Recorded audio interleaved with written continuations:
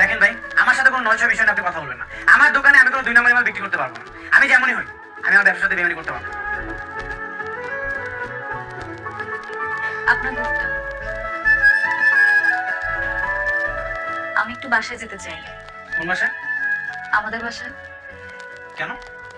এই বছর আমি বিসিএস পরীক্ষা দিয়েছিলাম, রিটেনে ভালো রেজাল্ট আছে। পরশুদিন ভাইবা এক্সামের জন্য ডেকেছে। তুমি পরীক্ষা দিবা?